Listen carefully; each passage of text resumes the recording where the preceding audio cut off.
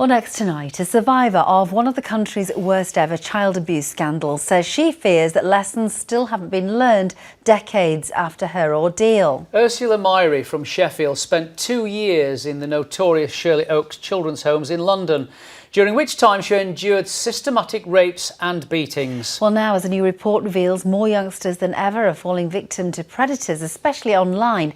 She says more needs to be done to stop the abuse.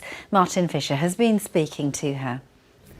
The female staff, their job was to keep you compliant. So if you weren't compliant, their job was to beat the crap out of you and punish you in any way, lock you in cupboards. I remember there was a particular coal shed that I spent a lot of time in because I was a very defiant child. I fought. But with the beatings came sexual abuse and rape. It's thought the homes had around 60 abusers up until their closure in 1983.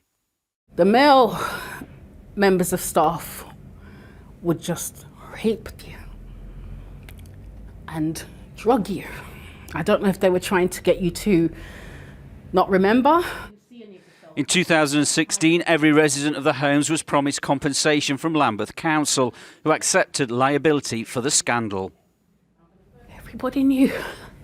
But even if you read my care files, the way they speak about me, Ursula is nasty and Ursula is disgusting and Ursula is rude and Ursula is violent.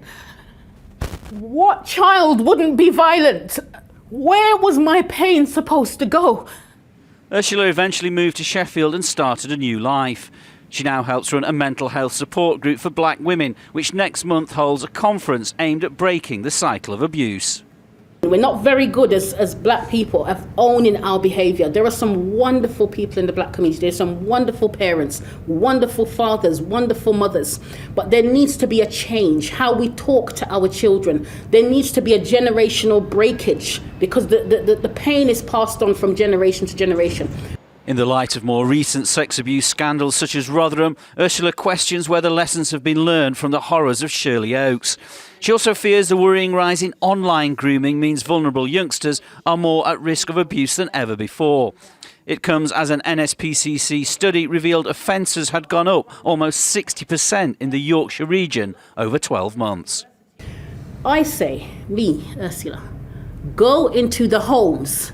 There is a cycle of abuse happening behind closed doors that are making our young people vulnerable, right? Because they've been abused at home, they're looking for love and affection and attention outside. So obviously when a paedophile contacts them, whether it's through a game system or their phones or social media, they're going to jump on that. So I'm speaking out because there are other survivors still in there who are looking for somebody to say, hey, there's a way out, let's go.